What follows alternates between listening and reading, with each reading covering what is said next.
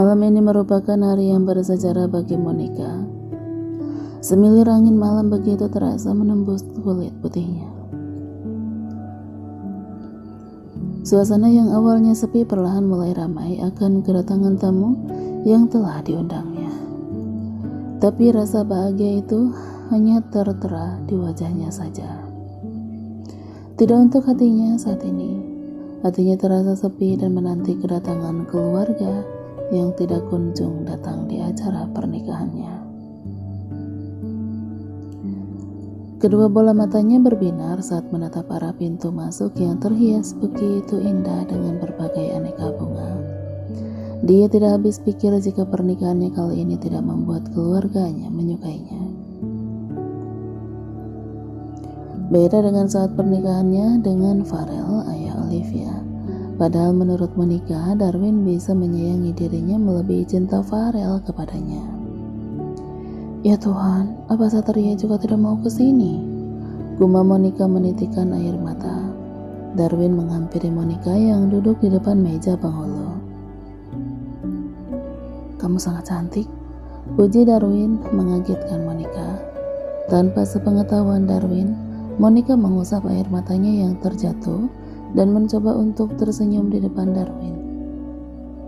Terima kasih, jawabnya seraya memegang tangan Darwin dengan erat. Kalau mereka tidak bisa menjadi wali kamu, enggak masalah, kita akan menggunakan wali hakim, tutur Darwin yang mengetahui apa yang dicemaskan oleh Monica saat ini. Tapi aku kan masih punya papa dan Satria.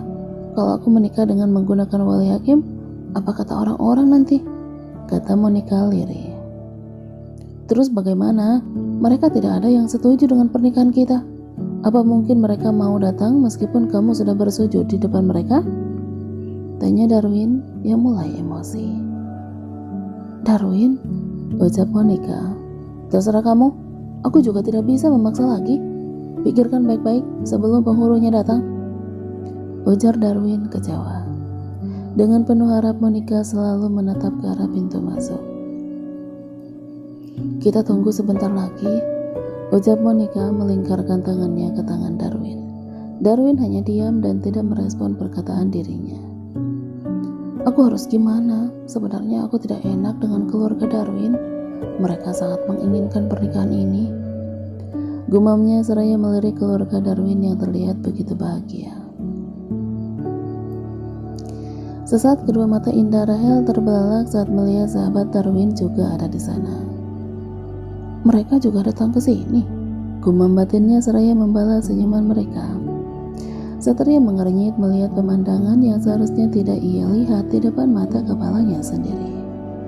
Dia mendesah sebal saat istrinya memberikan senyum manis itu ke arah dua cowok yang seumuran dengannya. Senyum Rahel memudar, sudut matanya mengerut melihat suaminya berdiri di depannya dan menghalangi penglihatannya. Kenapa? Tanya Rahel penasaran. Aku tidak suka kamu main mata seperti itu, kata Satria yang membuatnya tersenyum tipis mendengarnya. Main mata? Apalagi memperlihatkan senyum kamu itu. Aku tidak suka. Rahel menyeringai, dia tidak menyangka jika rasa cemburu suaminya begitu besar kepadanya. Ya masa aku harus cemburu seperti ini? Jawab Rahel memperlihatkan bibirnya yang manyun. Apa kata orang-orang nanti jika mereka tahu kalau istri Satria Angkata sangat sombong, jutek, dan tidak ramah sama semua orang? Gumam Rahel yang membuat Satria terdiam. Belayan lembut Rahel, senyum manis yang tertoreh, membuat Satria tidak mampu berpaling dari wajah cantiknya. Kamu tenang saja, aku akan atur kok senyum manisku ini, lirih Rahel mengedipkan mata indahnya. Baguslah kalau kamu tahu batasannya, jawab Satria datar. Monica merasa tidak tenang, dia tidak berhenti menghubungi Satria yang sedari tadi tidak aktif. Bagaimana ini? Gumamnya dalam hati dan memilih untuk pergi keluar. Sesampainya di parkiran mobil, langkah Monica terhenti. Senyum manisnya kembali tertoreh saat melihat kedatangan adiknya yang ia tunggu sedari tadi. Satria, teriak Monica mengejutkan Satria dan Rahel secara bersamaan. Rahel dan Satria menoleh ke arah Monica. Rahel melepas tangannya dan kaget saat kakak iparnya memeluk suaminya begitu erat. "Makasih, Sat. Akhirnya kamu mau datang ke acara kakak," ucap Monica dengan mata berkaca-kaca. Dia tidak menyangka jika adik juteknya itu masih mempedulikan dirinya. Kenapa dengan mata kamu? Apa acaranya batal?" Pertanyaan Satria benar-benar membuat istrinya tersenyum tipis. Dia tidak habis pikir, di balik kepintaran, kecerdasan yang dimiliki suaminya, ternyata juga mempunyai kekurangan tersendiri.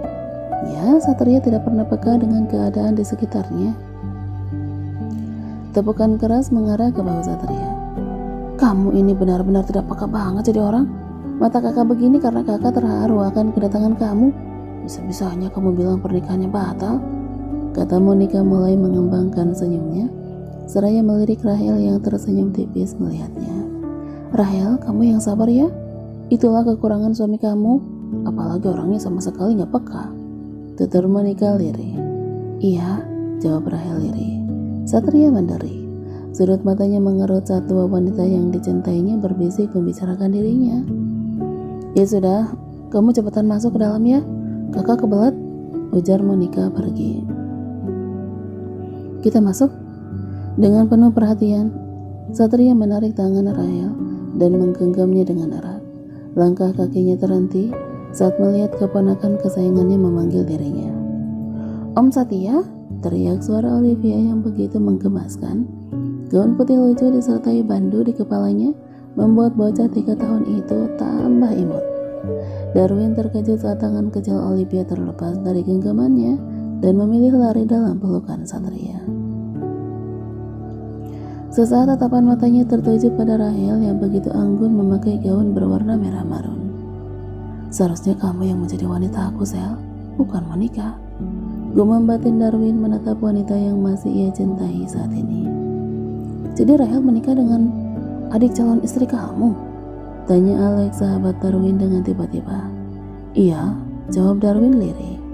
"Ya Tuhan, jodoh emang gak ada yang tahu ya. Padahal Rahel dan kamu pacaran lama banget. Ternyata malah gak berjodoh.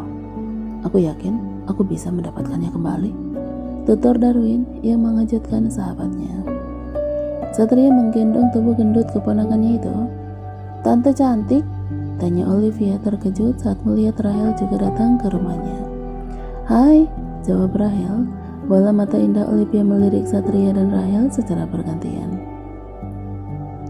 "Kenapa kamu melihat Om dan Tante seperti itu?" tanya Satria penasaran. "Om Satya dan Tante cantik kok bisa kesini? Pakaiannya juga sama warnanya, seperti Mama dan Papa Darwin. Apa Om dan Tante mau foto dengan Olivia juga?" tanya Olivia yang membuat mereka terkejut. "Foto?" tanya Satria bingung. "Iya, kata Papa Darwin Olivia akan foto-foto," jawabnya yang begitu menggemaskan. "Iya sayang, Tante dan Om Satria akan foto dengan kamu, boleh kan?" saut Rahel dengan senyum manisnya. "Boleh dong." "Makasih sayang," ucap Rahel mentoel pipi cabi Olivia. "Iya Tante." Satria tersenyum tipis melihat Rahel yang begitu menyayangi keponakannya itu. Monica terperangah melihat putrinya begitu manja pada Satria. "Olivia turun dong, kasihan Om Satria." "Sayang, penghulunya sudah datang," kata Darwin tiba-tiba.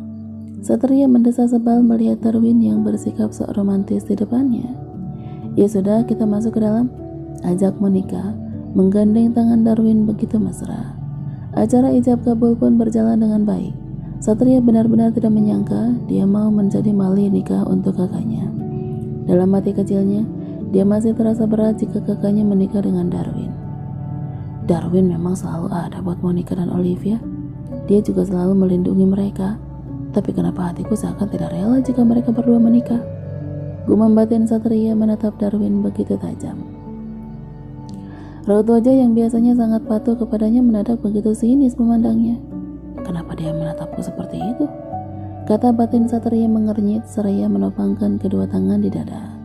Sudut mata Rahel mengerut saat melihat suami dan mantan kekasihnya bersikap sinis tidak seperti biasanya. Kenapa mereka saling menatap sinis seperti itu? Apa yang terjadi? Apa Satria tahu kalau aku adalah mantan kekasihnya Darwin? Tanya batin Rahel takut. Tidak, kayaknya Satria tidak tahu tentang hal itu. Jika dia tahu, mungkin dia juga akan marah sama aku. Gumamnya menebak hal yang tidak jelas di dalam hatinya. Kita pulang, ucap Satria menarik tangan Rahel. Di mobil Satria terlihat begitu ramah, begitu marah kepada dirinya sendiri. Dia sangat menyesal dalam menjadi wali nikah kakaknya. Benar apa yang Kak Papa bilang? Tidak seharusnya aku menyetujui pernikahan mereka. Apalagi melihat tatapan matanya Darwin tadi. Tidak ada tata keramanya sama sekali padaku. Gumamnya dalam hati. Sejenak dia melirik istrinya yang tertidur pulas di sampingnya. Wajah cantiknya terlihat begitu lelah dan dengan berbagai kegiatan yang dilakukannya hari ini.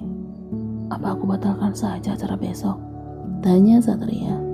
Tapi gak mungkin. Tidak ada alasan yang kuat untuk membatalkan acara yang dibuat oleh Oma. Spontan, Satria menghentikan mobilnya secara tiba-tiba. Dia mendesah sebal, lagi dan lagi. Beberapa orang yang berparas seperti preman menghalangi jalannya. Siapa lagi mereka? Ucapnya seraya melepas seatbelt yang melekat di tubuhnya. Kenapa tidak dari dulu waktu aku masih lajang mereka mengusir hidupku? Gumam Satria mulai turun dari mobilnya. Dengan berani Satria menghampiri mereka yang berdiri di belakang mobil. Tolong pinggirkan mobil kalian, pinta Satria yang mengontrol amarahnya. Kami akan pinggirkan mobilnya, tapi dengan satu syarat. Satria tersenyum sinis menatap mereka yang mulai memancing emosinya. Syarat? Syarat apa yang kalian minta? Tanya Satria sinis. Sesuai perintah, Anda harus menandatangani perjanjian ini. Satria mengambil secercik kertas yang diberikan untuknya. Dengan seksama ia membaca isi dari surat perjanjian tersebut. Sesaat kedua matanya mendelik. Dia tidak menyangka jika mereka adalah orang suruhan dari musuh terbesarnya, Diego Armando, orang yang dari dulu selalu bersaing dengannya, baik urusan pribadi maupun urusan bisnis. Tanpa banyak buang waktu, Satria menyobek surat perjanjian itu dan melemparkannya tepat di wajah mereka. Bilang sama bos kalian, jangan harap saya mengalah darinya. Kata-kata Satria membuat orang yang ada di dalam mobil geram mendengarnya. Kurang ajar, bisa-bisanya dia menyobek surat perjanjiannya, gumam Diego Armando yang dari tadi masih ada di dalam mobil. Dia mulai turun dan menghampiri Satria. Sudut mata Satria memijing mengamati orang yang turun dari mobil. Dia pun tersenyum sinis melihat badan kurus dan tinggi itu berjalan menghampirinya. Apa kamu tidak berani berbicara padaku? Sampai-sampai kamu membawa mereka untuk melawanku? Sombong sekali kamu, Satria Angkasa. Bisa-bisanya kamu menyobek surat perjanjian ini tanpa harus kamu lihat istrinya terlebih dahulu. Gerutu Diego seraya membuka kacamatanya. Buat apa saya membuang waktu membaca isi dari surat perjanjian itu? Melihat nama kamu saja, saya sudah tahu maksud dan tujuan kamu apa. Dari dulu kamu benar-benar tidak berubah, tegas Diego Armando. Belajarlah menerima kenyataan, Diego. Kamu memang tidak bisa mengungguli kecerdasan otak saya, bantah Satria sombong. Kurang ajar, hajar dia, perintah Diego geram akan perkataan Satria kepadanya. Perkelahian pun terjadi. Bisa-bisanya dia tidak mau menyerahkan satu proyek untukku. Dasar serakah. Dari dulu sampai sekarang, dia selalu membuatku kesal. Gumam batin Diego memijing menatap Satria yang selalu lebih unggul darinya. Sudut matanya mengerut saat melihat ada wanita yang ada di mobil Satria. Siapa wanita itu?